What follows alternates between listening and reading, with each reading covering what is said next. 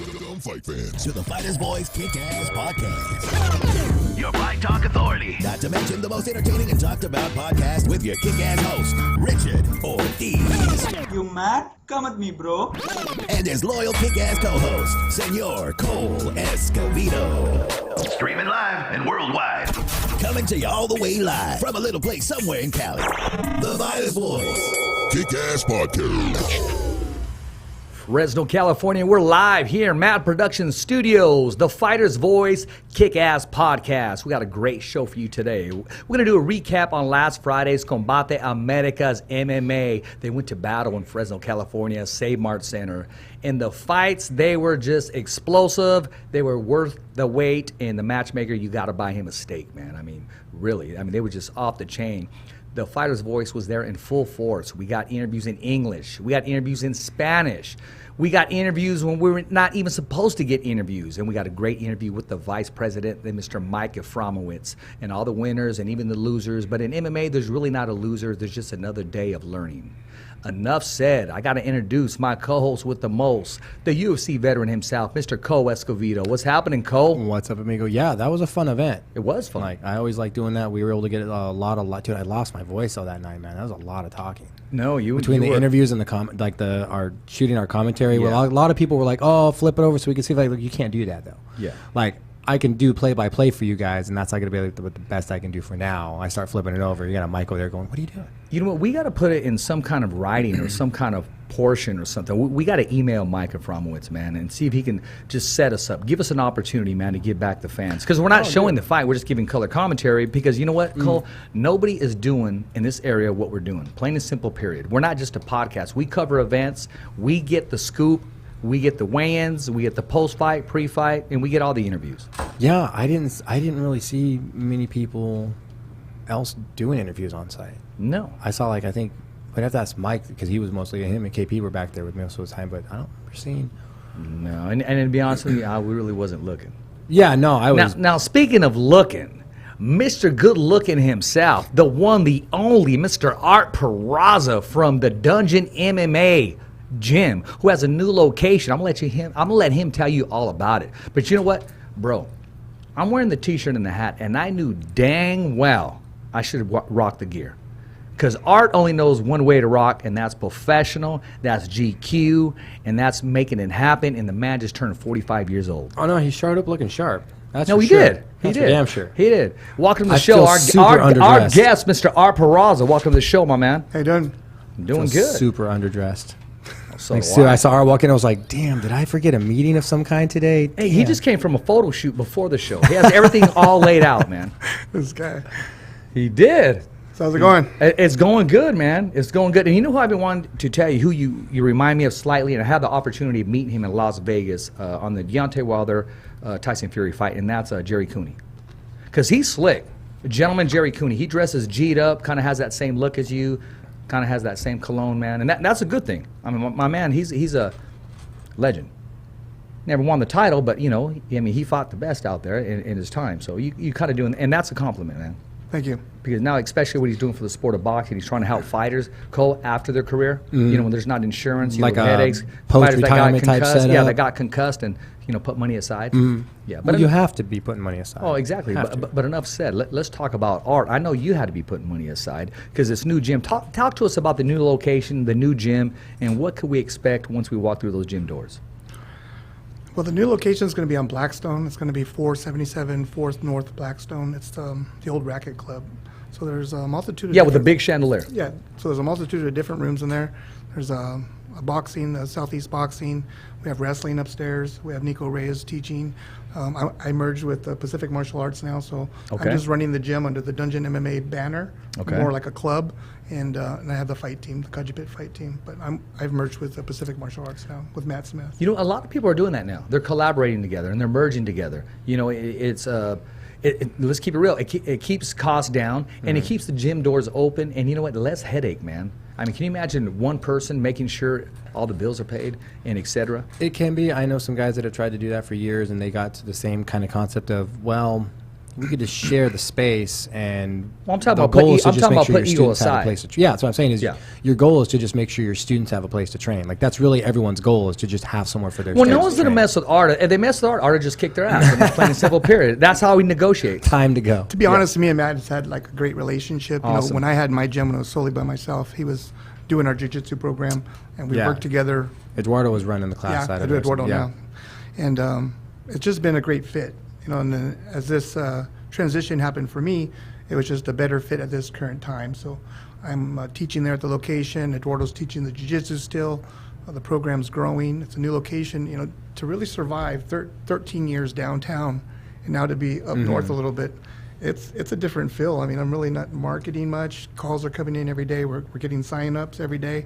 And Nice. to me, it's just kind of amazing, not really having to nest yourself in downtown to get the business.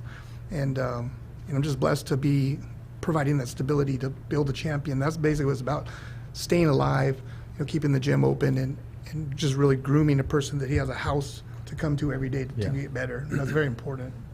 Yeah, for and consistency. yeah, stay productive. But I got to ask you one thing, man. Where's all that sword collection at?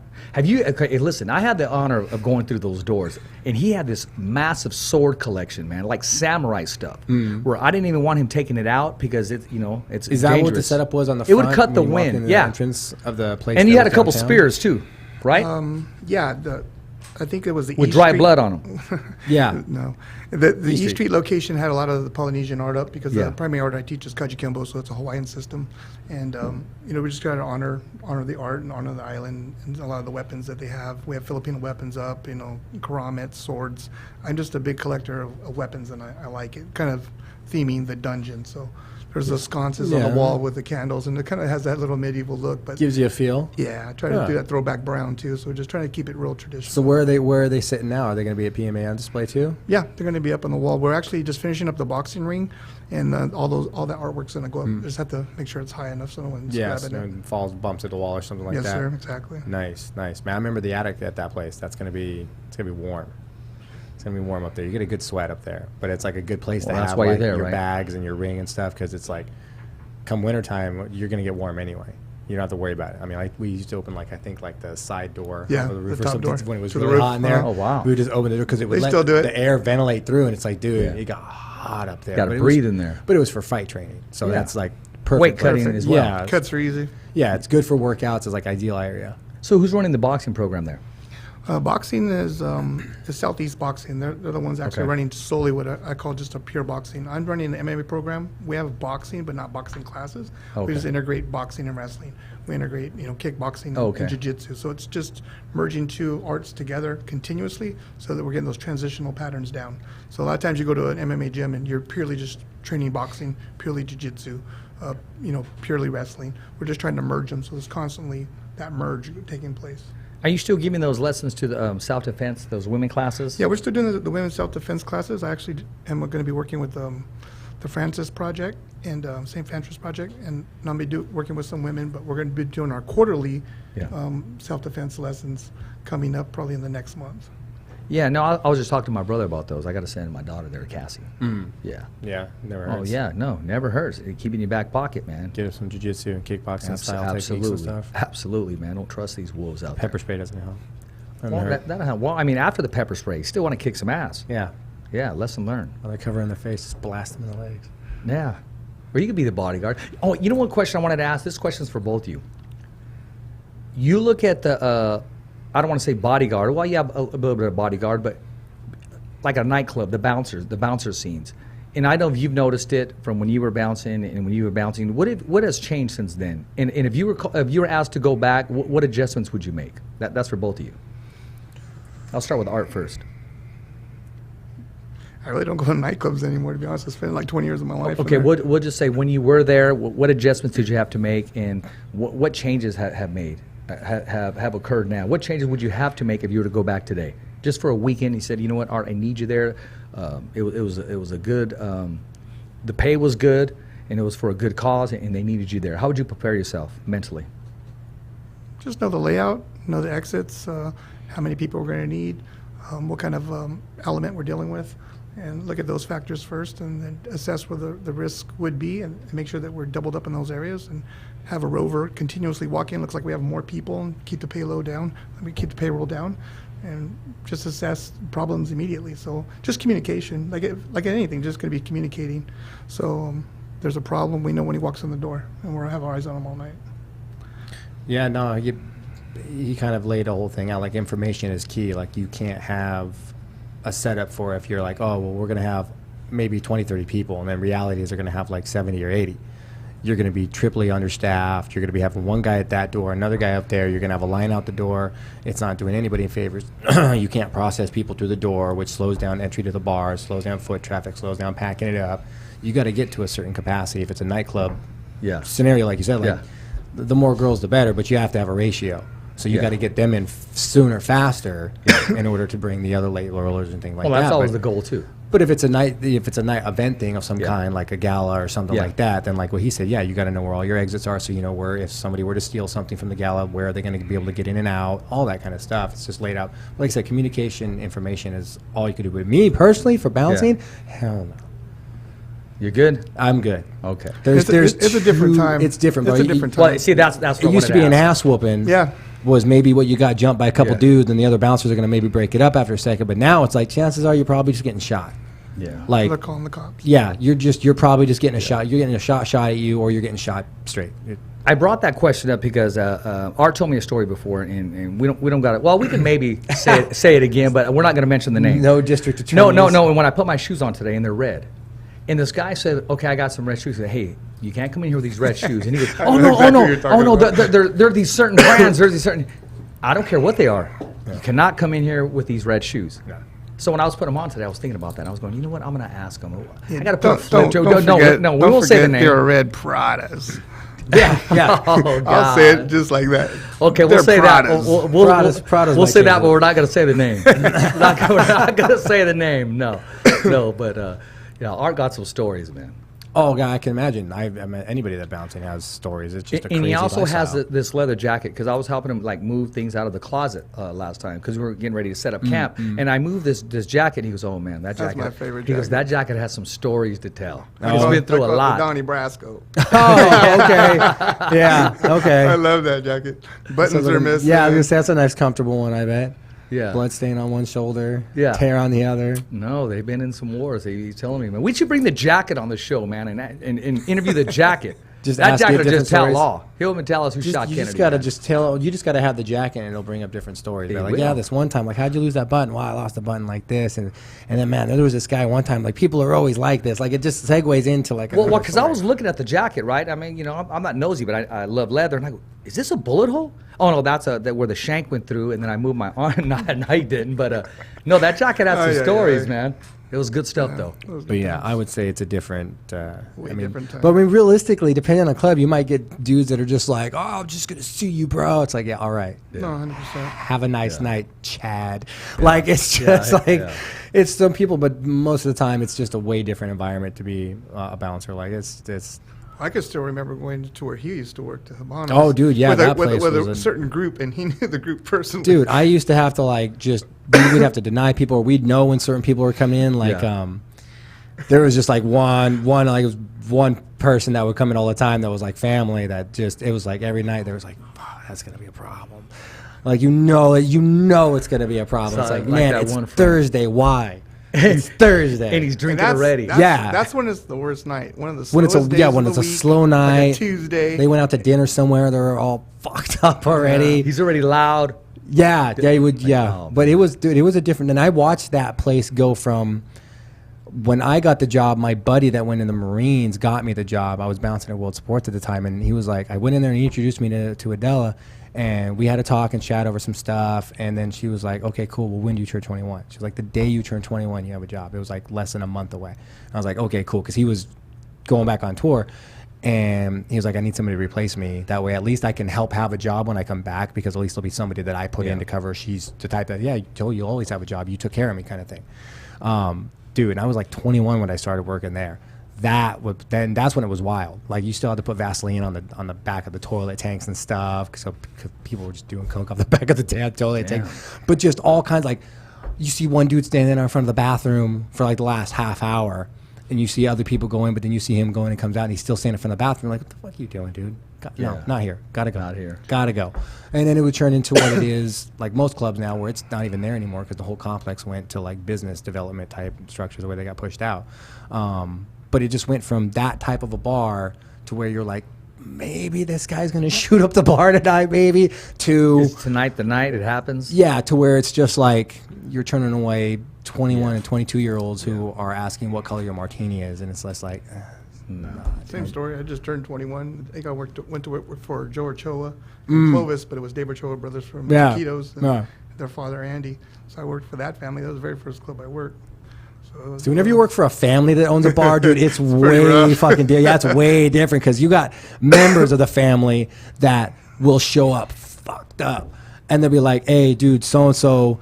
Yeah. Memos come in or something, you know what I mean? Like, hey, Bob, because then you're like, hey, well, how fucked up is he? And you're like, he's pretty fucked up. Dude, Just you try want- to put him in the back room and just And he wants a tab. No no tab, just cash only. And she'll tell you that, be like, Bro, hey, he's coming cash in with only. his own drinks, man. But then the hefes will leave. They'll tell you, here's what we want done, and they'll leave. You're like, God damn it, because you know they're leaving because they know that person's They going to don't be wanna a deal headache. with it. They don't They want to don't deal with wanna it. deal 'Cause with they know it. the second you go, no, bro, cash only, and they're going to be like, what do you mean cash only? I can open a tab whenever I want. But where's so and so? It's like, dude, What do you she mean ain't it's here. not approved? Yeah, she's not here. There's bro. money in It's there. cash only, bro. Yeah.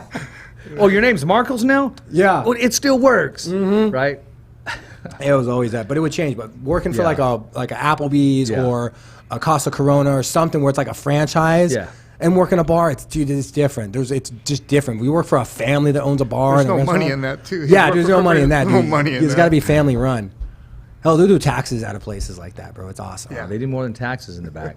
Yeah, a lot of dude, things go on. Chuck Liddell was there a couple times partying. I got some stories about Chuck at that place, but I'm not gonna know. But that used to be like a fun place to go. Good, I'm glad, man. I'm glad. So, I mean, would you said no, not again, right? And No. Art, you turn it down too. Depends. Perhaps? What kind of money are you talking about, though? Because, like, I mean, realistically, like, you'll use just about anything within reason for the right amount of money. we'll And a say, job that you've already done before. I don't know, Bobby Salazar's. How's that? Depends on At the money. Tower? Okay. No, like, you're talking like one night. It needs Art to be said, like "No, a I'm good." grand or more, maybe, for like a night's work. Yeah. Grand or more and a staff at your disposal. Other than Okay. that, you know, and then you just talk McDonald's, man. In L.A. Or down at the 2 street. a.m. Hey, even this down the street, this McDonald's. I'm serious. It's a little different. That's what I'm saying, bro. Yeah. Okay, for example, security guards Yeah. do not get paid enough. No. Not even close. Security guards should be making bad for like them too, man. $20 an hour minimum. Yeah, at least. Especially the dudes that are on. I mean, the patrol guys. Yeah, they should get paid a certain wage because they're obviously higher up the food chain. They're patrol guys. But the dudes that are like posted Well, up they're in at a car. They spots, can just drive away, man. that's what I'm saying is. Yeah. But the dudes that are like posted up at spots, especially in like bad areas where it's like, dude, you should probably have a vest and a gun. You should be CCW certified working out here. Those guys should be getting paid a little better. Like, not great, but it's like, we understand the position's a little risky. Or maybe they pay them less, but it's like, we'll provide you with vest and training and firearm protection and all that stuff. If you class it all, we'll pay for it, but you have to be able to pass all that stuff. Yeah. Well, speaking of getting paid, Conor McGregor's looking at returning to the cage in July. He just wants to make sure the dollars are right. I remember them saying something like that. I'm telling you. Actually, it's supposed to be a week before the trilogy of Deontay Wilder, Tyson Fury. Okay, MGM so Grand. I saw some. What was that one website that was trying to promote that it was going to be Anthony Joshua and Tyson Fury next? What was the name of that? Like the Sun or something goofy? It was like some Florida website or something. They took a gamble and just wanted to post it ahead of time. Okay, so it was, That's what their gut clickbait feeling- is what it was coming off Yeah. as. And then I Yeah. was like, well, no, because if that was going to happen, Rich would have been like, dude, they totally just went right around the trilogy and said no, and they wouldn't. I was like, that doesn't make sense. Deontay Wilder said, "Don't pass me up." No, we're exercising that. The date's already, almost confirmed. That's the date that they're giving MGM Grand. Well, yeah. And so what I did is I called for the hotels to see how much the rooms are. Oh my gosh, they 1,100 a night? double, trip.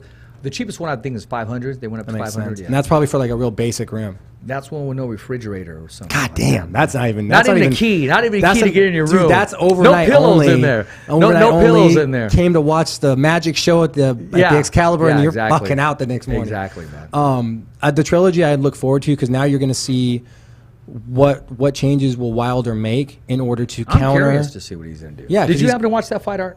I caught the end of it, but no. No. a lot of backstep fighting maybe and a lot of more angle cutting as opposed to being aggressive. It's like let him push you back, but it's boom, boom, step, you're out, boom, right hand. Let him come to you. I don't see that fight going the distance.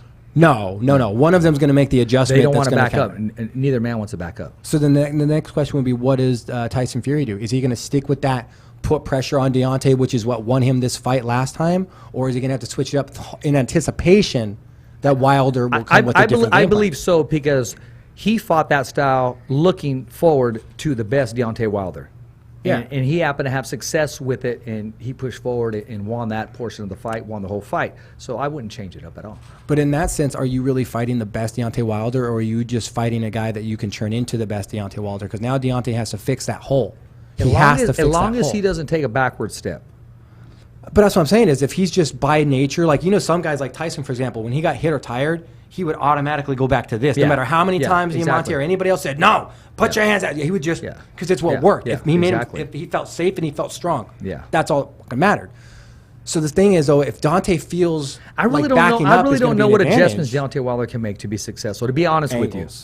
Footwork. Okay, then he's going to have to just say, okay, I'm going to box a little bit and move around. That's let him Tyson Fury. That's what Mike Tyson tried on the rematch against Evander Holyfield, and Holyfield said, okay, you want to box now? No, you're not going to outbox me. Deontay Wilder's going to have to get in a dogfight with Tyson Fury and catch him with that one-hitter quitter. He's not going to give him a boxing lesson. He's not going to counterpunch him. He's going to have to initiate that fight. So just brawl. He's going to have to, man, whether he wants to or not, and put himself in danger of getting either hurt push again. Back forward, or a lot of angle cutting. Like, he's going to have to be faster on his feet, maybe. Exactly. So I think he will come in lighter to be faster. Yeah, to move faster, hit and move. Let Tyson Fury come forward. Exactly. But the thing is, though, that's assuming Tyson don't do the same game plan.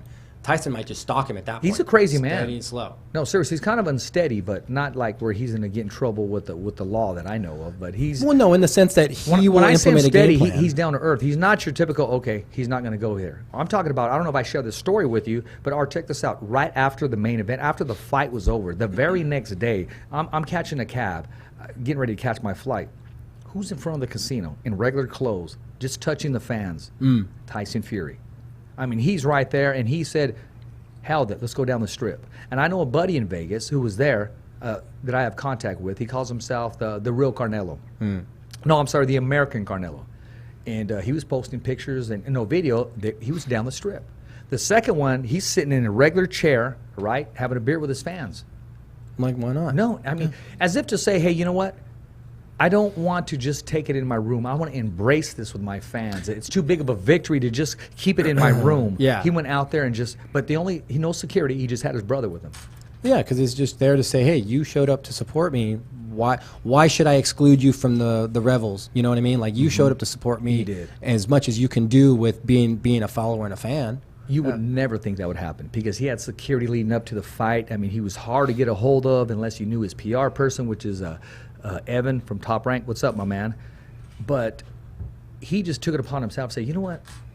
I'm the heavyweight champion of the world. I'm undefeated. I'm going to get back to my people. He is a people's person. Man, so, yeah. So he does. He said he did. I mean, he gives away a lot of his purse.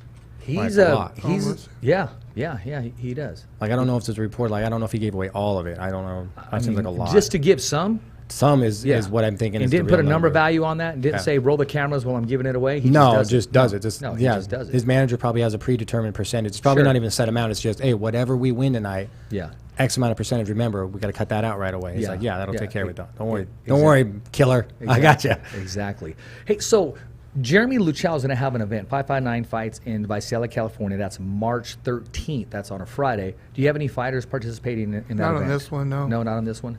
Also, I was going to ask you, so you go from looking all slick. When do you put the cornerman's jacket on? When's your next event? What do you got coming up? Next event's going to be this weekend. It's going to be the PK point Muay Thai sparring there in Madera. And then I got two guys fighting. Wait, Madera, was that located at South? Is that at a high school? Yeah. Is that with Chris? Mm-hmm. Oh, yeah. Okay. Wow, that's this Chris, weekend? De Leon, right? Is it De Leon? No, what's Chris' last name? Chris Aries. Aries, is that Aries, there okay. you go. What time does that event start? Starts in the morning, so I know weigh-ins will be in the morning, and they'll probably start around 10. I'm going to hit up Chris. I'm going to slide down there and get some content. Day It's of going to be a lot of talent. Day of wins. Yeah. Will Jenna be competing, do you know? Jenna's competing from my understanding. Yeah, Okay, Yeah, I very ran into her talented, at Combate, very yeah. talented. She was saying that she's going to Chris, you got to get a hold of me. Tag me, my man. Call me. Really? I'm going to crash it. And then we have Dude, Hanford. I'm it gonna won't really crash be crashing because the second you show up to the party, they'd be like, "Dude, Rich, come on in, bro. Can we get you a table? Where can we set you up?" Because the second you show up with KP with you, they're just gonna be like, "What's up?" Yeah. And it's not like you're gonna have to crash Interview little anything. Johnny. Yeah, dude. No, well, He's 1 and realistically, 9. like here's what we've got so far. We got Yeah. these guys that just won, and it's points only, right? It's no knockouts, No so I knockouts. imagine there'll be no It's a head really safe strikes. event. All geese, Yeah. right? Huh? All geese? Geese? They're wearing geese? No, it's Muay Thai. Oh, okay. So it's All right. kickboxing, yeah. I So want to check it no out. no head strikes. I imagine will be No, a there's rule. there's head strikes just with control. Okay. How many So you fighters want- you got competing? I got three girls. Nice. So I got a 12-year-old, 13-year-old, and a 17-year-old. Oh, nice. okay. Got all the bases covered for Yeah. for the kick-ass Yeah. departments. There you go. And So- then we have Hanford, April 11th for UCA for the boxing, for Yeah. the Battle of the Badges. So I got a guy fighting at 135. And then a guy Who's the at promoter 168. there? Tom. Tom. and Nicole. He's still doing Yeah. it. Nicole Martinez. Yeah. Man, they're doing big things. I mean, they've been doing this for a minute, for a while. For promoting the badge and badge. They're making it happen. I remember. Is it gonna be? It's just gonna be. They Boxing, got a great right? following. Just boxing only. Okay. No, they got a great following. I mean, I've Yeah, watched we some fought of in the show footage. before, so it's a pretty good show. Now, is it a promotion that they just run where they do events solely with departments, or is it just how do they work it? Like, is it those? As they long come as to you're in each law county, enforcement or the military, and I think even now security, you can fight on the card. you can apply to yeah. be. So okay. I got a guy fighting from Pleasant Valley and a guy from Kalinga Mental State Hospital. So they're both fighting on the card. Law Okay. enforcement. Nice, man. Nice. 13th, huh? The 11th, Oh, the 11th. March 11th. April like- 11th. April. Oh, 11th. April. April 11th, yeah. Okay. Oh, that'll be the next. Oh, there's one. still You time. got one this weekend, Yeah. right? But that's the points. The Yes, points sir. one this weekend March at 7th, Madera yeah. South. Madera. Madera South High, right? Yeah, Madera South High. It's definitely the one that Chris is always sharing those every Yeah. time they come around. It's a big he event. shares His it. first one he did last time was well put together. It was big. We went to Rockland, and I thought it was just more organized and a lot better. Yeah. You could see that he really cares about what he's doing. Well, they should definitely have a good showing. That if the last one went off really well, Yeah. you should definitely have a return showing. People be like, yeah, I want to be part of this. You should just show up, Cole, with a hood and glasses. Just show up. Yeah. Just be like, hi. Yeah. Can I come sit down? That's Cole Escovedo. I'm gonna come sit down. Did he fight? No. He's that podcast. He never fought. He's just that dude on the badass, kick-ass Dude, podcast. I've had scenarios like that, dude. I've had scenarios. He's never a fighter. He's not a fighter, man. Bro, dude. He's okay. just great behind the mic. So when you have fights, they give you like bags of gear, like Yeah. all Reebok, UFC, all that stuff. They just give you like a bag and it's just all kinds of shit in it. So for a while, I was just like, I'm gonna wear this shit. Like I got here, I'm gonna wear. They're giving it out, I'm gonna wear. I would give most of it away, Yeah. but I'm gonna keep that. Keep that. Okay, that's a whole outfit. I'll just keep that, and then the rest, I'm just like, whatever. Yeah. But I was wearing it all one day. I had like the shirt with like the pants, and I think like a zip up. I looked like just typical fucking I train UFC type guy, right? And I was just like looking in the mirror. I think we were like the Macy's or the Gottschalks or so, JC Penney or something inside the fashion fair. It's in between the bridge. And I was just looking and going, they don't make bad outfits. Like it's actually pretty decent if you really think about it. And this dude looks at me and goes, "Pff, fucking poser." And I was like, what, dude? I was like, all right, buddy. I go, dude, if you only fucking do it, dude. And he was like, yo, whatever. I was like, yeah, all right. You win. Thanks, you win man. today, bro. Thanks, Good looking man. out. Someone's watching over you. That made me laugh. I'm gonna let that go. You made me laugh. You humored me. And that's why I'm not just gonna why? What's it prove Yeah. at that point? Yeah. Then just in full regalia, it's like, how's that look? Oh yeah, you guys are awesome. You should have went up to him and said, "Take a look at the nose. Look carefully. Look You at the see how it's starting ears, to dude. slide? Fuck that. Look at You the see- Yeah, ears. you see how it started to tail a You little got bit. that Mike Perry look, dude. That's rough, bro.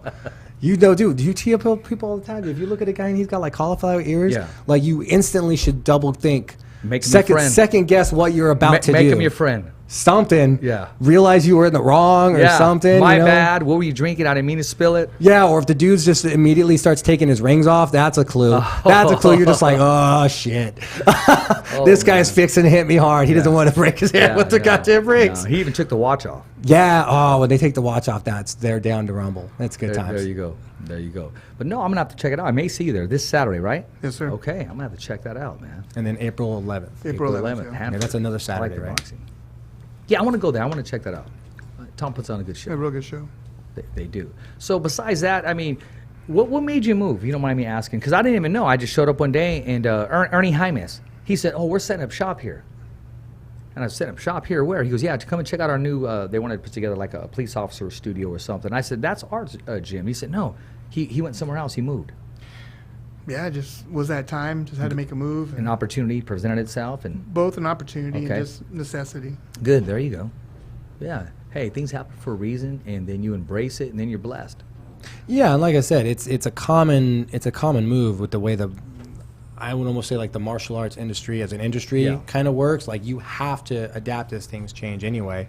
And like I said, the goal is to just have your students and Yeah. have them have a proper and good place to train where they can That train clientele. consistently. Yeah. Yeah, I mean, I remember back in the days where like we were bouncing around from like gym to gym, not because we necessarily wanted to all the time, but like we'd have a place to work out at this place, and they would get rented out, or they would start classes for something, and we wouldn't be able to go there anymore, so we'd have to go find another place. Like, you bounce around from gym to gym to gym is no fun. It's super inconsistent. You can't progress anything because you can't drill anything consistently. You might be at that place 1 week, and then you have no place for a couple days, and you guys have another spot at another gym. That's Yeah, not fun. consistency, man. Yeah. Consistency is key if you want to build your students, and that's what Art's trying to do is build students. And he saw, okay, well here's the future of our gym. Here's how we continue to build students and offer them. And that's been the biggest everything. thing too with our growth. It's not been the adults. It's been like teenagers. Yeah, I've the never younger had such programs. a big boom of teenagers. Our kids program that we just started, it's already starting to grow, but I've never had this many teenagers sign up and parents be like, yeah. Well, yeah, let's get them kids signed are up. starting to see the Yeah. benefit in it. They're starting to see that, you know what, we used to all kind of make fun of this, but now we're kind Prevention. of looking at it. Yeah, prevention, self-confidence, the Yeah. ability to protect yourself. Yeah. Like you get so many kids, they're like, dude, I get bullied all the time.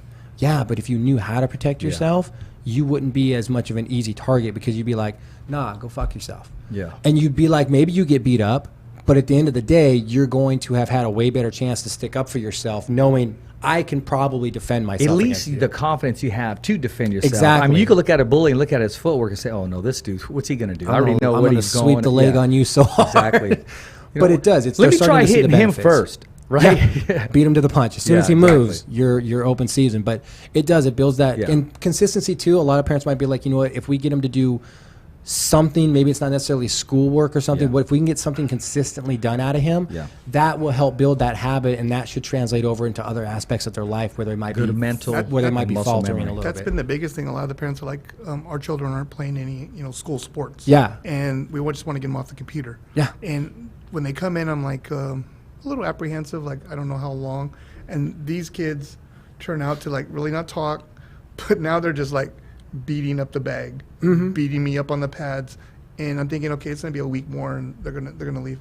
And no, they're not. They're just constantly working it's harder. fun. They're enjoying it. Harder, and they're not saying much. I'm trying to, get Yeah. to them. And it's the ones that you think they're going to leave. They're the ones that stay, and the ones that you see maybe a little more boisterous and have. Initially, it's a more athletic ability. They just don't have the desire, that drive, that. It's not a challenge as much to them, maybe. Yeah. Yeah. Yeah. If it's not early success for them, they're done.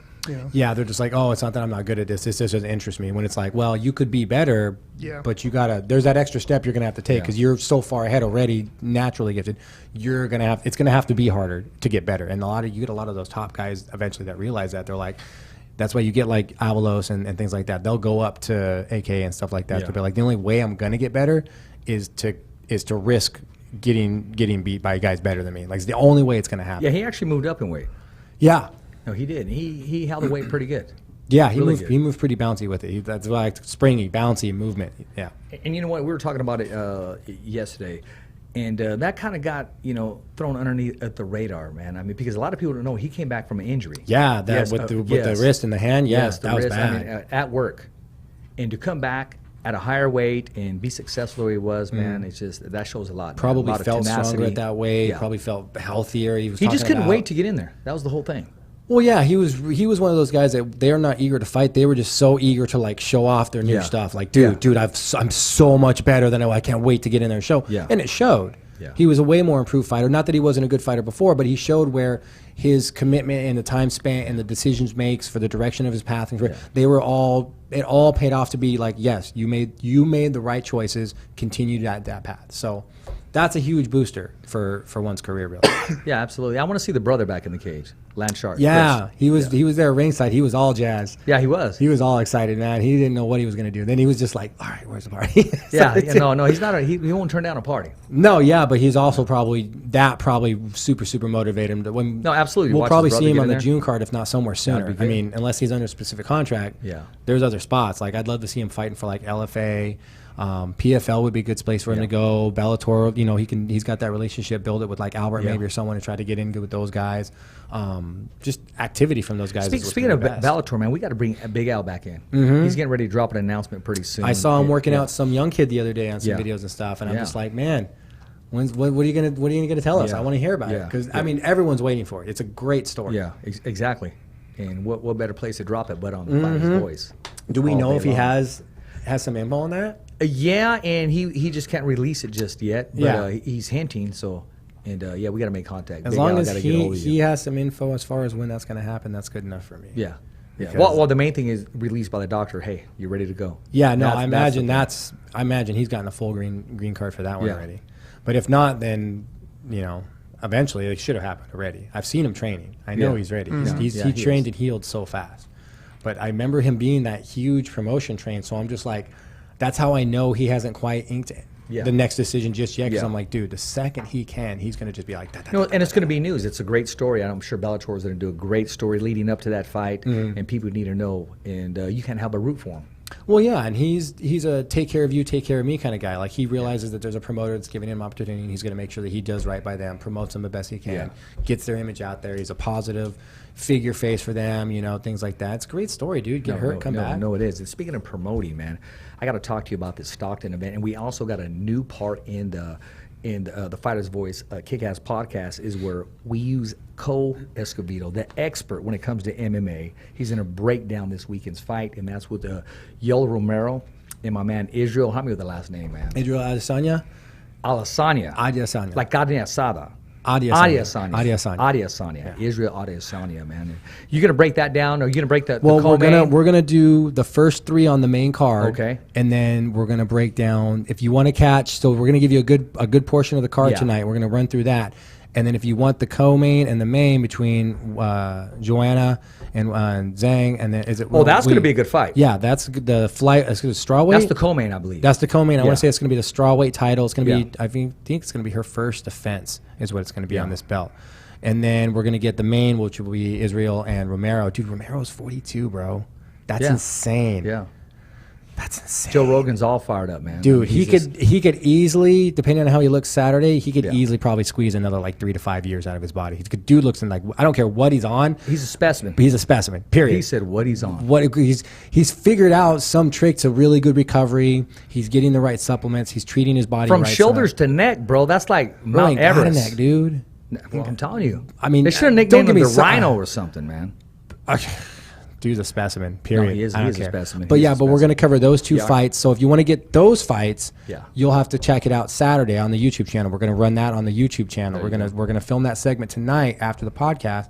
So if you guys want to catch that, you're going to have to go to the YouTube channel Saturday to get the main and the co-main. www.youtube.com/thefightersvoice. That's www.youtube.com/thefightersvoice. Please subscribe to our YouTube channel.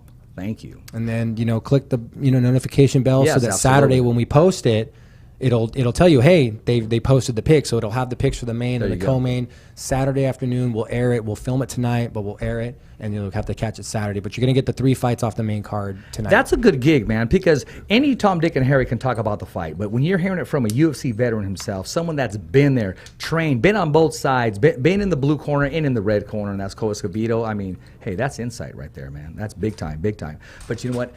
Coming March 21st, Toscano's Boxing Promotions in Stockton, California. I got to let you guys know, the Fighter's Voice will be on location, will be on set, and that's going to be a great card. That's in Stockton, California, March 21st, Toscano's Boxing Promotions. And Kilo the Kid Madera is going to be the headliner. I mean, if you know Kilo's story and his work ethic alone, I mean, If you're not a fan, you will be a fan. The minute he accepts the fight, the minute he walks into the ring, it's dynamite, it's showtime. And I've done a lot of promotions, been with a lot of promoters, and Toscano's boxing promoters and promotions. I mean, they have a great card. It's professionally done, and that's something you really don't want to miss. That's March 21st, Toscano's boxing promotions, and it's going to be awesome. And right now, we're going to get the picks from the one, the only, the co-host with the most, the UFC veteran himself. He's going to break down this Saturday's picks. UFC, tune in and enjoy. All right, guys, like we said, we got some new segments that we're working on for you guys. This is one of them, the Fighter's Voice picks. We're going to use some green screen. We tried something last week. We're going to try something this week. And we're going to, remember, your feedback is what helps us fuel the changes and what promotes the show and makes it better for you guys, the viewers. So remember, take a look tonight. Send us the feedback. Let us know what you like. Let us know what you don't like. First fight on the main card, guys, you got Alex Cowboy Oliveira. He's coming off a 3-fight loss streak. He's 1-3 his last 4. He's running on a 63% TKO finish rate, though. His losses, although small, have been 50% by submission. So half the time when he goes to the ground, he's getting back up to his feet and doing his thing. Half the time he's not, and he's taking a loss as far as getting subbed. But 1-3 your last 4, and on a 3-fight loss streak, that's a rough spot to be in. But up next after that, we're going to have Max Griffin. That's going to be our guy, the pain guy. You know, every time we have him on, he's exciting, he's aggressive, he likes to tell everybody what he's going to do. He's been spitting out interviews lately and articles. So he's 1-3 his last 4 as well. His last fight, unfortunately, was a loss as well. So they both have some ground to cover. You're going to see a little hunger out of both those guys. Max has 47% of his fights being finished by TKO or knockout. 86% of his losses, though, are coming by decision. 0 subs as far as winning fights. What that tells you is he's a striker. He likes to keep it on his feet. Oliveira's losses as far as submissions aren't really going to matter on this one. For this one, though, guys, as far as aggression goes, our winner, we're going to probably go with Max on this one. So just because of his higher percentage rate as far as finishing fights and his TKO rating and ability to finish strikes, I think he's just way more aggressive. And Oliveira, 3-fight loss streak, he's going to have a long uphill battle on that one, guys. I think it's just going to be a little too much. He might be a little gun shy. Want to win the fight, not finish the fight, versus risk losing the fight and be on a 4-fight loss streak. That's a bad spot to be. So, all right, guys, up next we've got Neil Magny, guys. Neil Magny's 21-8. That's a lot of fights, guys. That's almost 30 fights. He's 2-2 his last 4, though. 2 wins, 2 losses. His last fight was November of 2018, though. November of 2018. Remember that. 52% of his fights are coming by decision win, and 57% are coming by submission loss. So remember, 2018, that was his last fight. That's a long time, guys. That's a really long time to be off the canvas, really long time to be out of the ring. I know ring rust isn't really a thing in some people's eyes, but the reality of it is nothing will ever equal fighting in the cage. As much as you train like it, it just doesn't, it's a different beast. That's just my opinion, at least, on that one, guys. Up next after that, we've got Li Jinglang. He's 3-1 his last 4 fights, guys. He's on a 3-fight win streak, so he's kind of going on an uphill streak right now. 41% of his fights, he has a finishing rate, so that's a lot. That means almost 50% of the time he puts his hands on you, he's going to drop you. Other than that, his losses, at 80% of them, are by decision. What that tells you is he's hard to finish. So if he's hard to finish and almost half the time he's putting hands on you and sleeping you, you have to have a very unique strategy as far as coming in, being aggressive, but being elusive at the same time. I don't think Neil's going to do that, especially having not fought since 2018. So for our winner on this one, guys, I'm going to go with Lee. I think is my winner. So by finish as well. I don't think it's going to go to a decision. I think he's going to come out strong, 3-fight win streak. I think he's found some momentum and knows where he wants to go with his striking on this. And guys, the last fight we're going to be picking off the main card tonight to cover is going to be Vanil Darius, 16-4. He's got 21 fights. So knowing he's up first, guys, he's got a 47 submission rating, which means almost half the time, if Vanil gets you to the ground, he's probably going to put some sleepy time on you, or he's going to break a joint, kind of like Marco Ruas, Bustamante, things like that. Those kind of guys, when they get you on the ground, it's a bad place to be. Frank Mir, bad place to be with those guys. He is 3-1 his last 4, so he's kind of got a good upswing as far as that goes. But like I said, 47 submission win rate. So that means, like I said, guys, his strength is the ground game if he gets you down. After that, we've got Drakkar Close. He's got 10 wins right now, 3-1 his last 4 fights as well, guys. 64% of those wins, though, is decisions, which not necessarily is a bad thing, but it does mean that he's not as aggressive as I think he probably could be in that weight class. And his only loss was a submission loss. So when you have a guy that's got like half the time he beats you on the ground, and you've got a guy that his only loss is the ground loss, that kind of makes a recipe for a submission on that one. So with that said, though, guys, I think I'm going to go with Dariush on this one, I believe is my pick. Yeah, Beneil by submission. Actually, Beneil by submission on this one, guys. I honestly think it'll go to the ground. I think they'll trade blows a little bit. I think being 10-1 and not having as high of a finishing rate as he should, I think kind of works against you. So Beneil by submission on that one, guys. And that is it for tonight. That's the first 3 fights on the main card. Remember, if you want the main and the co-main, you're going to have to tune into the YouTube channel Saturday, guys. That's www.youtube.com/thefightersvoice. Like, subscribe, hit the notifications, and you'll get a ding when it's time to watch those picks for Saturday's fight, guys. Other than that, UFC 248 this Saturday. Watch, let us know what you thought. How did we do on our picks? Where did we go? What should we change, guys? Feedback is always welcome. Back to you guys, Rich. Wow. There it is there, ladies and gentlemen. And if you ever want to challenge the picks of the UFC veteran, of the expert himself, feel free to let us know and say, you know what, I beg to differ, Escovedo, and this is why. You can even be on the couch. You could never even have walked in the cage, but you can still challenge his picks. And if you get that pick right, if you call Escovedo out on his pick and explain to him why you did, we'll treat you with something, man. Maybe a hat or a T-shirt or something. And especially if I'm wrong and you're right. Well, there's always that one guy, man, saying, you don't know nothing, dude. You know, when you're looking in the mirror and you got that UFC shirt on and he just says, dude, you're a poser, man. Yeah, no, I can feel that. That dude's looking for you, man. There's always He's looking one. for you. There's He's going to call you out one. on your pick. Those armchair That Max Griffin fight is going to be good. I remember the other Cowboy. He fought Cowboy Cerrone to see who would adopt the name the real Cowboy. They both came in with hats. That was like, what, 3 years ago or something? Yeah, that was a couple years ago. That was interesting, too. But no, I think Max is... He's got the right formula in his head. He knows what he needs to do to move forward, and I think it'll be, little more than once we've seen Max get a little robbed. Yeah. You know, like even to the point where he's like, I'm never fighting in Brazil again. Big name, yeah. Yeah, so it's like, I can understand that feeling and knowing that you're like, no, I know I won that fight. Like there's literally a reason why I didn't win that fight. So he'll come in a little more hungrier, not wanting to go to decision, I don't think, and he'll be like, no, we're going to make a point. Period. We're just going to make a point. I'm going to go out there. I don't care which round it happens in. We're not going to the judges. First round, second round, third round. Doesn't matter. He will be trying to finish the fight the whole time just to make that statement of next, so. Yeah. No, I mean, he's doing what he needs to do. I mean, he has that tenacity, that training, and he's a professional. He's never missed weight. Always comes in ready and gives the fans, everybody expecting action. He brings it, man. Mm-hmm. And sometimes it's you or him, but he brings it. He does, and he's I wouldn't say he's gotten into the Clay Guida area yet where it's like a lot of losses in a row and something, but he shows up, he does his job. And win or loss, he's putting on an entertaining fight. They're almost like all of his fights are almost qualifier for fight of the night type stuff. Yeah. So it's never a fact of, oh, you're not winning fights and you're putting on boring fights. That's a horrible formula. But you win some, you lose some. If you go out there and try to do your job every single time, you always have a job. I've always said that about fighting with the UFC. As long as you're entertaining and you actually try to do your job, try to win a fight, try to be entertaining. You're not going to win every single fight, but be entertaining while you're doing it. Be an entertaining fighter, dude. You'll always have a job. Like that's absolutely. It's like a secret formula that's not a secret, and he's doing that. He's doing every job. He wants to win every fight. He shows up to win every fight, and some you win, some you lose, but he shows up for the next fight to win that fight as well. Speaking of that, let's talk about last week's card on some of the picks and some of the decisions that were made and some of the knockouts that occurred. Oh man, I thought there was going to be some knockouts I thought somebody was lined happen. up to get a title shot, and it's not going to pan out, man. No, there was some like, man, that one fight though with Lee. Holy jeez, dude, he was just eating left after left after left. Me and Mike and everybody was just like, how many times can you just hear?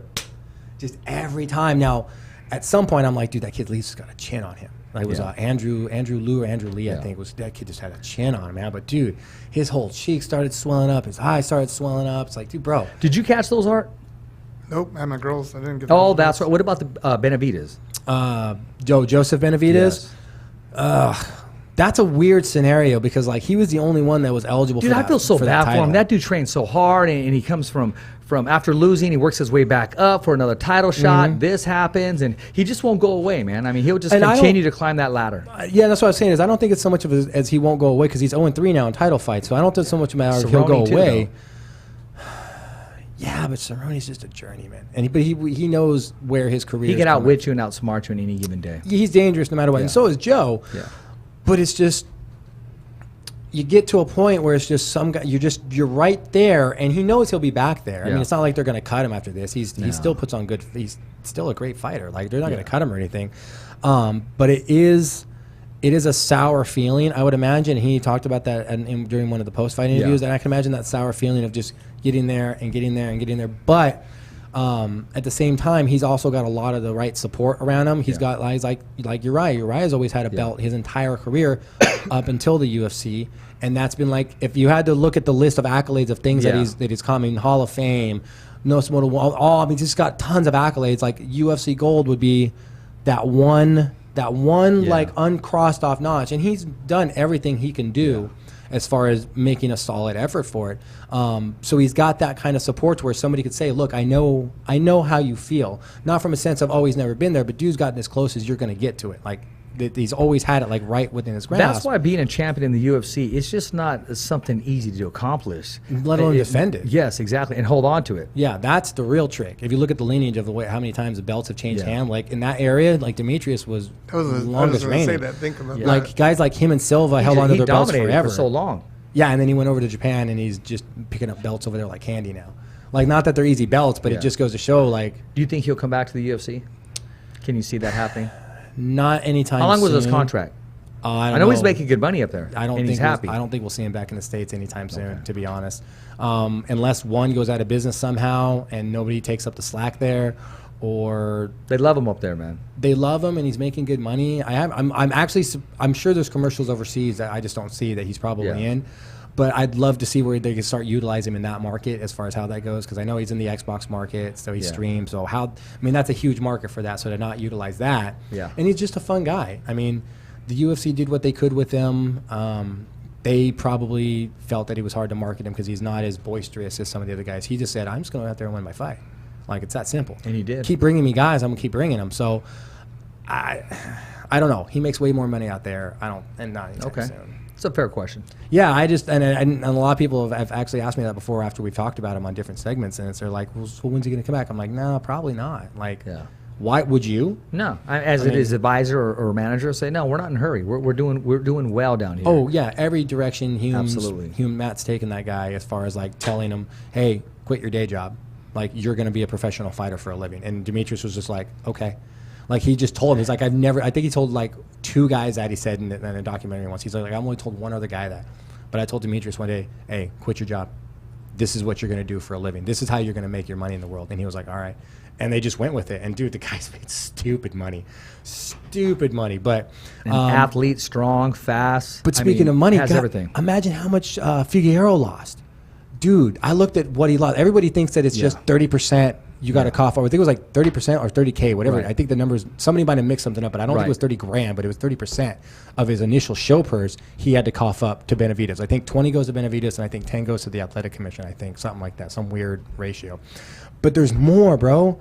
Like, he went from a 30,000 or a 50,000, like, Reebok part of his sponsorship package, and went down to like $5 grand. Oh man! Like, a failure to make weight is like a huge clause in that, where they're like, okay, well, they frowned on that. I mean, big time. I know Top Rank Boxing, the first time could be your last time. Yeah. I mean, and they got so much talent there. Sometimes, and I don't like to use this word, but it's the reality. They'll cut the fat. They'll have top ranked fighter against top ranked fighter. Winner loser goes. Yeah, exactly. You want to keep your job, put on a good fight. So make weight. But then they hit him with what was the other thing? The 50K fight of the night bonus he would have been eligible for, automatically ineligible for that. So that's 30% of his show purse plus 50K loss, which it wasn't money in hand, but that's 50K he's not going to see. And Joseph got it. It was as far as the fight of the night, even though he lost, he got that 50K bonus. And then the loss of Reebok. That's a great bonus. 30 or 50, dude. That's a great bonus. I didn't realize they were that good. Can you imagine just doing what you do, doing what you love? I mean, you just happen to fight, and people say, "Oh, you fought great tonight," and you say, "No, this is the way I always fight," and just another extra 50K. Yeah, but dude, 2.5 pounds, he was over. 2.5. Well, that's a lot. In that, it is in that weight, because where do you take it off at? But at that, no, it does make a difference. And it does. A lot of people don't think it does, but it does. Yeah, exactly. Because they tried for like 20 minutes, I think the article said. Like 20 minutes, and the managers were like, it's not happening. We'd rather be healthy tomorrow. Speaking of weight indifference, remember I was talking to you about Mikey Garcia at 147s. He took on Jesse Vargas at 147s. He first moved up to 147s to take on Spence. right? Yeah. And a lot of people said that's not the weight for you. He was given a boxing lesson. That was his first loss. It was heavy on him. But, Mikey, he has a lot of pride. A lot of people want to say he's stubborn, but I don't call it being stubborn. He has a lot of pride in himself, and he wanted to stay at 147s to prove to everybody. Exactly. Let the weight set in, put it on, let your body settle. Long story short, it was a great fight, lived up to all the hype. I had Jesse Vargas winning the first 2 rounds, but if you know Mikey Garcia, he'll give these 2 rounds away and kind of just filter what he needs, kind of time you and start processing, everything, and now it's time to go to work. And he showed that power at the heavier weight, put Jesse Vargas down, I believe, in the 7th, 8th round, and just had him on career street the whole time. Okay. And he looks spectacular. Rumor has it they're talking about him and Manny Pacquiao. Well, Top Rank Boxing. July, June, or something like that. I saw something. Yeah, well, Top Rank Boxing said, wait, hold on a second. We're in the market. Why not have him fight Bud Crawford?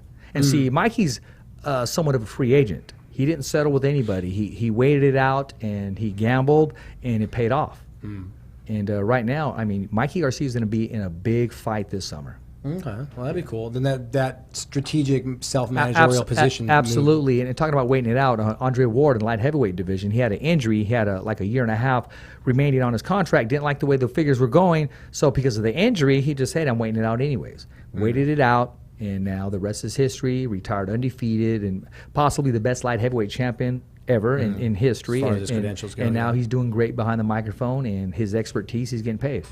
Yeah, no, he's transferred that expertise into you go one of 2 ways. You can either go into coaching and be really good at your craft and be a coach. Some people don't translate into that. Some people prefer to commentate live, and that just tells you with the choice he made that he still just is still in love with boxing. Like he still has to be around it in that extent of I'd love to commentate it live because it keeps me still my brain processing the sport. Absolutely, you're still around it and you're making a difference and you're doing what you love.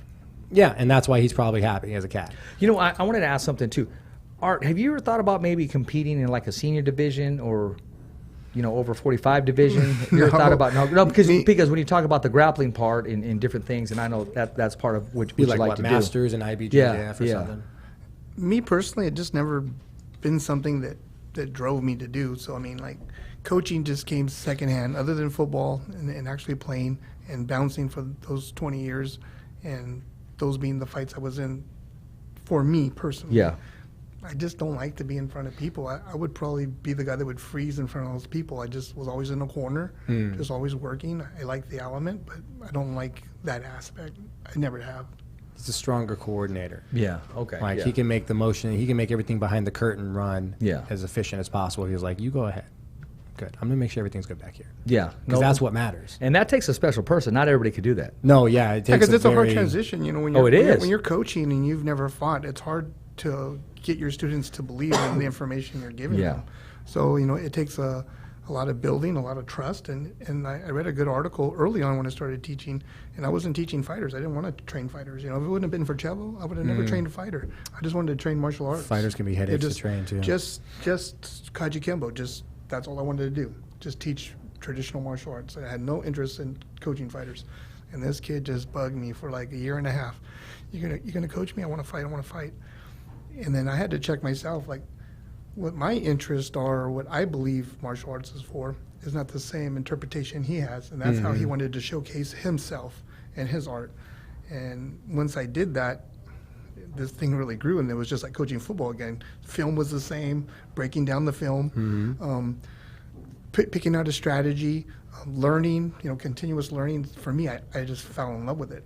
And then after doing this, like, I don't want to have a regular job. I get to do this for a living, and I love what I do. And at the time, I was still bouncing, so that kind of helped pay the bills when you're starting out. Yeah, you can supplement that because getting the gym off the ground is. Yes, sir. Yeah. And I just have no regrets. I'm so blessed to have been able to do it this long, and there's been some ups and downs, but that's just life in general. And what am I going to do? Be a hypocrite and quit? I'm telling this guy to fight it out. I just had to fight it in a different way to keep that stability for those champions to have the time to develop. And that's been my contribution back to martial arts, other than my ego. And that's going to get everyone in trouble at some point. And it did get me in trouble as well, but I just chose a different path, and I'm very blessed. I really am very blessed to do what I do. I love what I do. I love seeing kids change in front of me. I love seeing young men and young women change in front of me. Just for the better. It's just awesome. You know, it's been a while since we said this. Every fighter has a voice, and you don't necessarily have to put on a mouthpiece or put some gloves on to be a fighter or to be the person, the face of the fighter's voice. And this is a perfect example. And Christina Patras said it great without even communication at all. She just knew and ran with it as if I gave her a script that day. Remember that? That was kind of like that was cool. That was Kind super of cool. almost like a softball, just lobbed it up and just Exactly. I know where we're going with this. And then when I asked her, when you played softball, what number did you wear? And she was number 10. So everything just went that day the way it needs to go. But no, that's good, Art. And you know, you do what you love, you'll never work a day in your life, man. Absolutely. And who said you can stop having fun even at the age of 43 or what are you? I'm 48. Oh, you're 48. My gosh. Romero's Young. Yeah, I'm what I'm saying is I'm 69, man. It's the prime time. And you're Prime you're time, what? man. Me? 29? 38. 38, man. Yeah. I'm the older of the bunch here. I got like a 40th birthday present like Oh, do you? idea on the horizon, and that's about it. And as far as looking forward to like that decade, you know. Yeah, well, speaking of masters, we brought it up a little bit. We had fun with it, Cole, and you kind of entertained the thought. How about you getting in there and rolling around, man? Oh, dude, you The know, money has to be right. The money has to be right, which the money would have to be right. Summertime's coming. That'd be like a fun prospect. Yeah. It's for like June. We got to call Richard area. Goodman. Make it happen. He could put some change in his pocket. Goodman would want to set me up with like a bare knuckle. Bare match. knuckle fight, Yeah, yeah. he'd want Yeah, to he set me would. with a bare knuckle. I didn't say I would do bare knuckle, but that would be the avenue I imagine he would want to go in. I don't know. It might be worth looking into. I don't know. Money's changing in the sport, so it's like, you know, Yeah. I don't know. But it's something that like either before I'm 40 or for my 40, like somewhere in Yeah. there, I'd like to do it, you know, sometime sooner than later. But it's an idea I have, you know, genuinely probably tossed around, which I can already think off the top of my head, like several people that are like, stop it. Now, but when you do, Stop if it. you do, we're going down to Robert Garcia's Boxing Academy, man. Oh, dude, I would definitely try to utilize as much Oh, of the different absolutely. camps that I have access Absolutely. to. I mean, that'd be one of the benefits of it if I would have different avenues in which to source out stuff and try different things this time. Yeah. So it'd be fun. Yeah. You know? Oh, and you know what? Congratulations, Rick Murrigan, Boxing Supreme's Manager of the Year, and I believe that's 2 in a row. Yeah, he's got more than one, that's for sure. Yes, yes, and also Robert Garcia, Trainer of the Year, according to Boxing Supreme. Nice. Yeah. That's not a just gimme type win either. There's a Is it lot Boxing of Supreme or top Supreme guys. Boxing? Yeah, Boxing Supreme. I don't want to say it wrong, and then Nancy texts me and say, "What's going on, man?" I got to You make sure. messed it up. Hey, you never know, man. No, but that's good. What else did I want to go over? Oh, the Cutelaba Ankalaev fight. I hope I'm pronouncing that right, guys. It was a early stoppage over the weekend on UFC Fight Night. Cutelaba was saying that it was early stoppage, and so whenever you go back with those, you kind of I'll go okay. I'll go back and watch it audio free just to watch it, right? Dude, I watched it, and he did kind of like what Robbie Lawler did with Ben Askren, where he kind of went limp but kind of like faked it so that maybe Askren would position or read or something. You know, it's a game that people play. It's a dice roll. Supreme Boxing, just had to interrupt. Okay, I Supreme was right. Boxing was the name of the award? Yeah, yeah. Okay. No, so that's the organization that presented it. Oh, okay, That's Supreme Nancy, Boxing was yeah. an award from Supreme Boxing. Yes, yes. Didn't mean to interrupt, but I No, had no. to get it right with Rick Well, Murrigan winning yeah. 2 years in a row. He's trying to three-peat, and then we had Robert Garcia winning. When it's like mispronouncing someone's last name, you're like, wait, no, that doesn't sound right. Let me fix No. that. Because you know they're going to watch. Oh, yeah. Um, And I did last night, too. Yeah. Mike checked me. oh? Yeah, he did. What would you... What did I say? Jamal Herring. I said Josh Herring because I was thinking of Josh Taylor. So, Yeah. he goes, you mean Jamal. Well, yeah, that makes sense. Yeah, you want to correct those kind of things real Yeah, fast. 'Cause then absolutely. you just add it to the I stand Rolodex. corrected. It happens to the best of us. But so we kind of did the Robbie Lawler thing, which Right. didn't work out for Lawler, which we'd seen fighters play that game. But he was kind of like acting like he was wobbly. But every time Ankalaev would come in, he would just huck that overhand right, and like I think he'd landed 2 out of 3 of them, and he would go back like acting woozy to try to get him to come in. And he kept coming in, he kept throwing that. And I'm watching this going, he's fine. Yeah. But the ref decided that he was going to jump in and was like, nope, that's it. And it's like, that was I don't ever want to say it was a bad stop because Yeah. you don't ever want to judge a ref on the decision they made, because the decision they made is based off of, I'm doing what I think is best for you because in my head you're hurt and I'm trying to stop you from getting damaged. So I'll never say it's a bad stop because the ref is doing their job. Yeah. At least in their mind, they're interpreting what their job is at that moment, and that's how to address their job. They all have that splits. Referees in MMA are like cops on the street. I get half a split second to decide whether to pull my gun and defend Yeah, myself or exactly, not exactly. based on what's in your hand or what you're doing. Exactly. You get months to dissect it. Same thing with that. I have a split second to decide as a ref, do I stop or do I let him take more damage? Oh, I let him take too much damage, now the dude's a vegetable. I'd rather have an early stoppage absolutely. and have a fighter mad at me than have not stopped him soon enough and have his wife going, why didn't you stop that sooner? Yeah. It was obvious that he was hurt. Yeah. Why didn't you save him? You know what I mean? So Yeah. to say it's a bad stoppage for the ref I would say it was an early stoppage. I would say they stopped that fight a little early. I think Cutelaba was fine. I think he knew what he was doing because the second, not even the second, like a split second, that dude went in there. He was like, what are you doing? Like, what? No, stop. What are you doing? I'm fine. So I think that whole rope-a-dope kind of thing, I think it backfired this time on a fighter, and that's what you get. And you know what? I'm glad you brought that up. And I want to commend Frank Trigg for that perfect nonstop in the first round with Adrian Mendoza. Well, yeah, we were watching that going, he could have stopped that and been fine. He could have, and been there would have been fine. no doubt. No question. But he did his homework on this fighter. They said he's probably one of the fighters who had the best fight in combate history. Yeah, so he can take a punch. He did his homework. He's been in that situation before and got right and back was up. a great call. Yeah, no, Great now you call. could see Frank reading it no of call of knowing a the fighter and knowing, hey, I've seen what this guy does. Let me give it like half a second more because he's going to start getting up there. He's back to his feet. Okay, cool, back up. And he fought back. Yeah, exactly. He didn't just stand there and take it. He moved, he progressed, he got up. I mean, the most you can do is what he did. He did everything he's supposed to. So, but I would say early stoppage. It backfired on him. That was I know one of the takeaways. And then that cost him, man. Peter Yan and Moran Morales. They're gonna fight in June. They're going to get together in June. So as far as like solidifying that 135 picture a little more, now see that fight I can get behind. Like that fight, I think Moran's won a close decision over Aldo. Everybody kind of thinks Aldo might have won that fight, so that's kind of why he's getting the title fight against Cejudo, which I don't really agree with. I don't think a guy who just lost should get a title fight, but what does my opinion matter? But to see Peter Yan and Moraes set up to fight, that fight I can get behind because they both just came off big wins. He got the decision win, no matter how close people want to say it was or not. Moran still. I think he won that fight just as much as I think Jose won that fight. I think Jose might have won it a little more, but I think there's a good argument for saying Morales won that fight as well. And then Peter, great win over Faber. They both deserve a title shot. I got a question for you. This is coming, coming in from promoter Ernie Jaimes. He has a question for you. Where does Cowboy Cerrone go from here? I think Cerrone should probably fight another striker, someone that's in the same category of how many fights they've had. Somebody that's got just as much wear and tear, kind of as experience and stuff.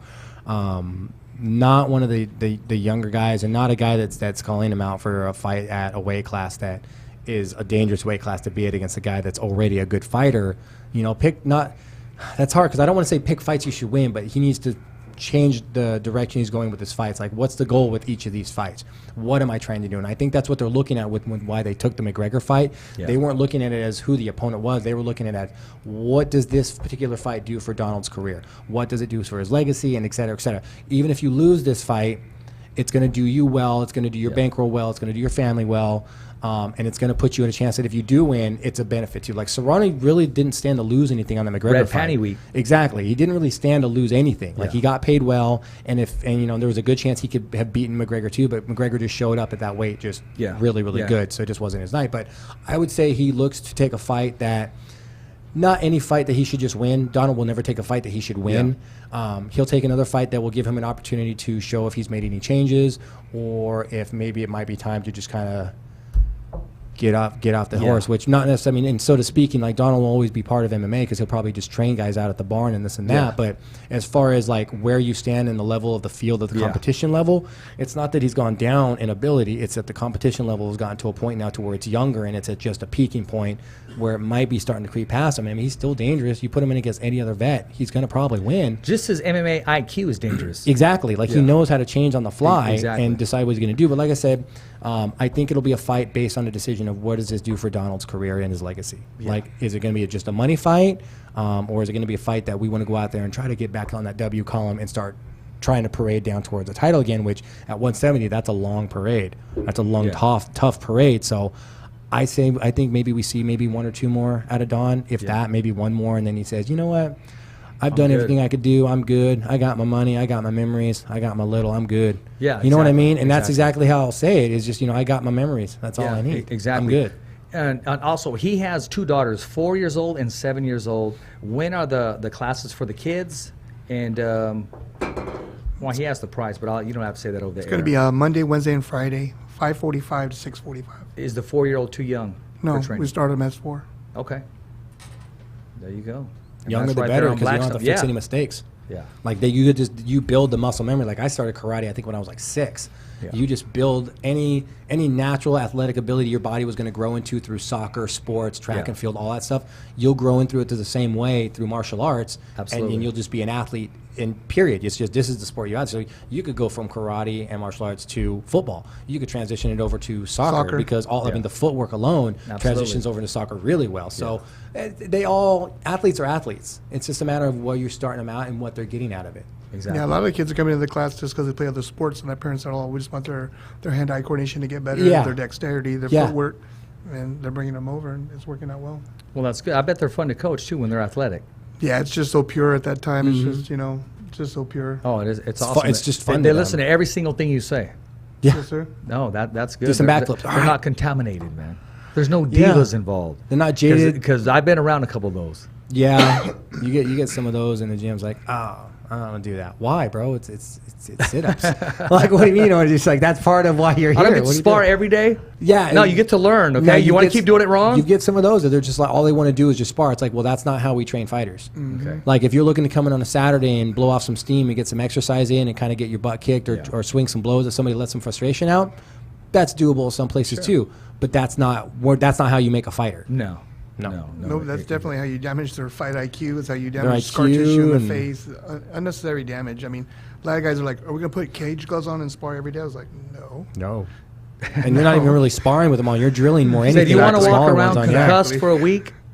Just walk around concussed And that was all day. I mean, it was what's the up with old that? school thinking was like wear the helmet and the big gloves, but the problem is you wear the helmet and the big gloves, everybody's swinging for the fucking fences. Yeah. Because that inflated sense of safety because of the big gloves and the helmet led to so many training related concussions where it's like you go home and you're like, I did a really hard training, I just don't feel good, I'm tired. Well, reality is you got a mild concussion set in because you got your bell rung 2 or 3 times. Yeah, in 1 week. In training in 1 day. Yeah.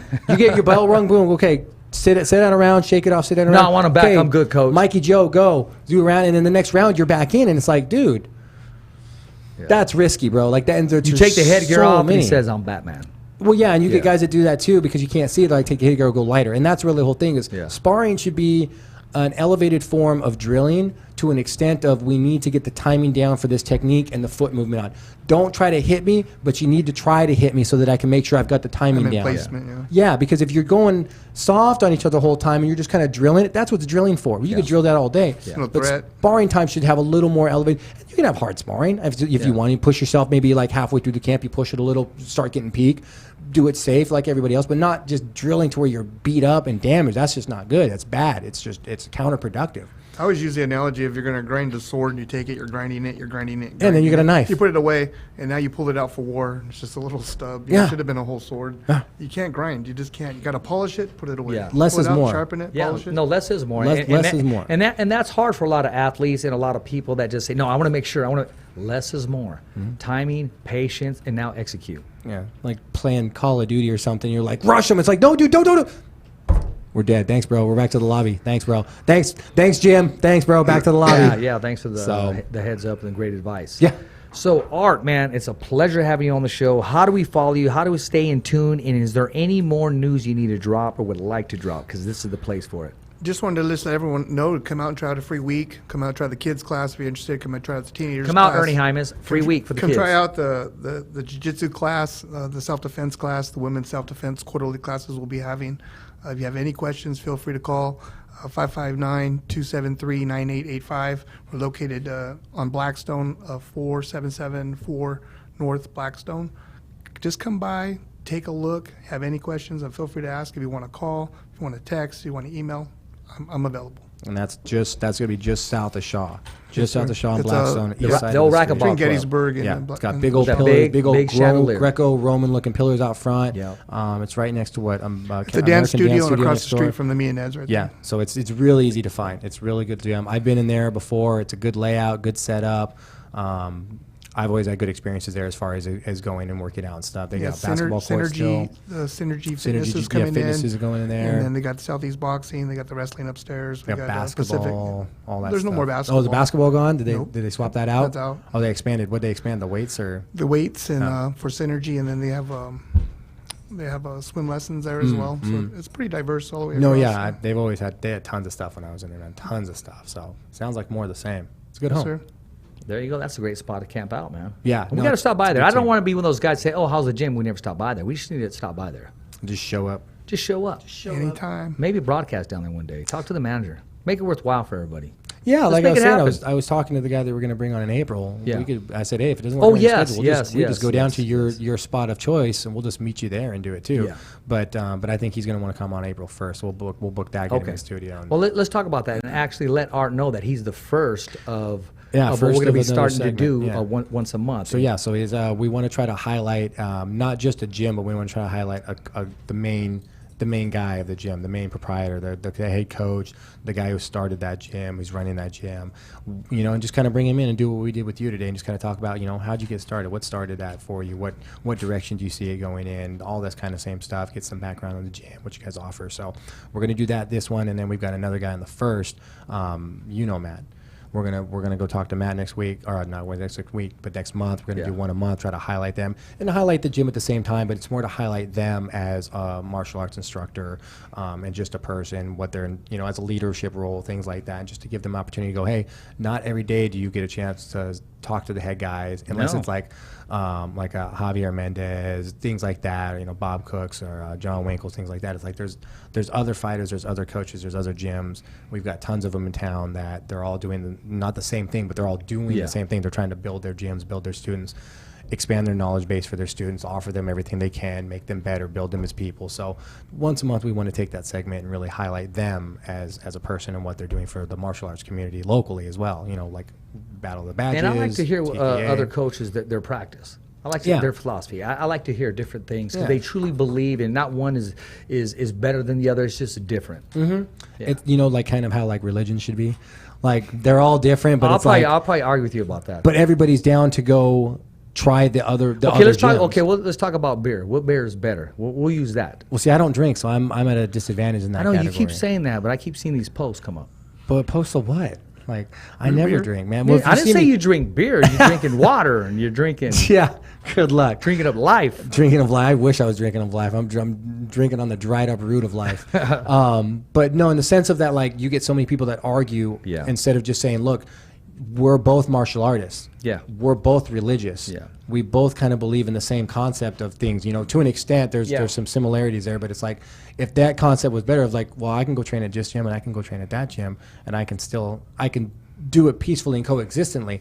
I think it'd be so much happier. I'm And just you know saying. what works for you. Yeah.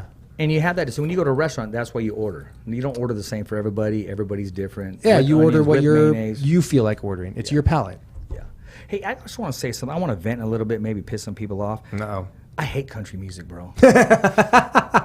Save Oh Mart my Center gosh. scheduling is I not was to your on liking. there yesterday, and for Bobby, and my gosh, change it up.